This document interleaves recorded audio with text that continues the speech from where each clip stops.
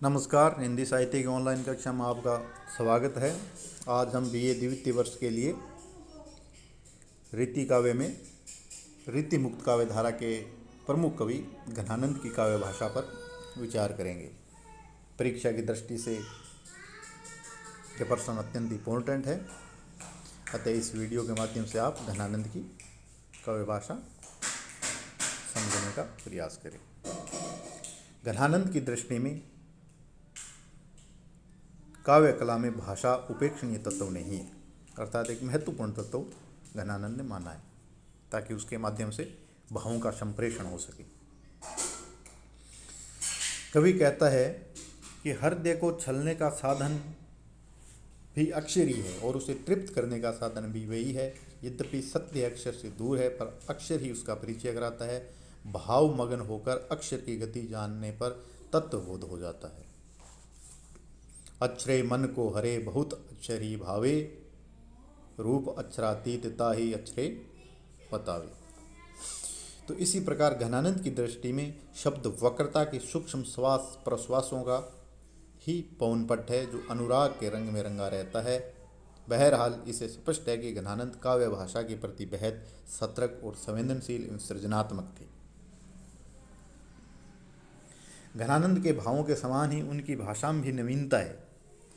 उनकी भाषा टकसाली ब्रज भाषा है और ब्रज भाषा के सबसे स्वच्छ अमिश्रित तथा प्रभावपूर्ण रूप का प्रयोग केवल रसखान और घनानंद ही कर सके। इसमें घनानंद की भाषा में लाक्षणिक वैचित्र्य और व्यंजना का सौंदर्य रसखान की अपेक्षा अधिक है। कुल मिलाकर घनानंद की भाषा है वह लाक्षण और लाक्षणिकता है उसमें, और उक्ति वैचित्र्य भी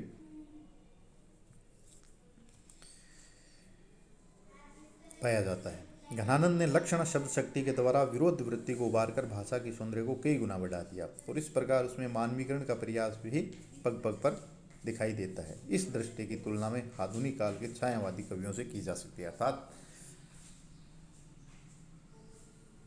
घनानंद की जो काव्य भाषा है, घनानंद की काव्य भाषा में जो लाक्षणिकता और वक्रता है, उसकी तुलना आधुनिक छायावादी कवियों से की जा सकती है। यूं कहे कि रीतिकाल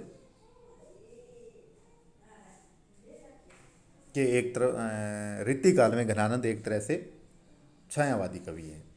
अर्थात जो छायावादी कवियों की विशेषता थी खड़ी बोली हिंदी की, वही विशेषता रीतिकाल में घनानंद की ब्रज भाषा में दिखाई देती है।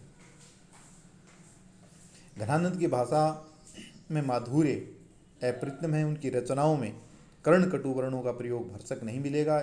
एक और वे लोक जीवन के व्यंजक शब्दों का प्रयोग कर अनोखी दीप्ति पैदा करते हैं, तो दूसरी ओर फारसी के विद्वान होते हुए अपनी भाषा को फारसी बोझिल नहीं होने देते। उन्होंने मुहावरों और लोका कहावतों के योग से भाषा की व्यंजक शक्ति को बढ़ा दिया है और मुहावरों के प्रयोग की पद्धति निश्चय ही फारसी की प्रेरणा से ग्रहण की है।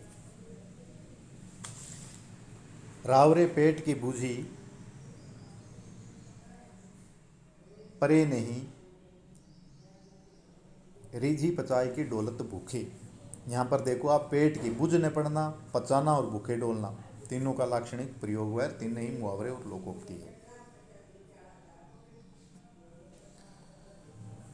घनानंद की काव्य भाषा में व्याकरण व्यवस्था का संगठन पूर्ण रूप से विद्यमान है। बिहारी की भाषा भी व्यवस्थित और साहित्यिक है, पर घनानंद जैसी सजीव और लाक्षणिक नहीं है। फिर भी आचार्य रामचंद्र शुक्ल का यह कहना ठीक है कि बिहारी और घनानंद को मिलाकर ब्रजभाषा का समूचा व्याकरण तैयार किया जा सकता है। भाषा की स्मृति के जितने भी उपादान होते हैं वे सब घनानंद की काव्य भाषा में उपलब्ध है। आचार्य विश्वनाथ प्रसाद मिश्र ने ठीक ही लिखा है कि भाषा के विचार से तो रीतिबद्ध कवियों में से बहुत कम इनकी तुलना में टिक सकेंगे। अंततः घनानंद की कविता के भाव पक्ष और कला पक्ष के विवेचन के पश्चात कहा जा सकता है कि रीति काल के राजसी परिवेश में प्रश्रय पाकर भी उन्होंने अपनी कविता को सामंती विलास की बांदी नहीं बनने दिया।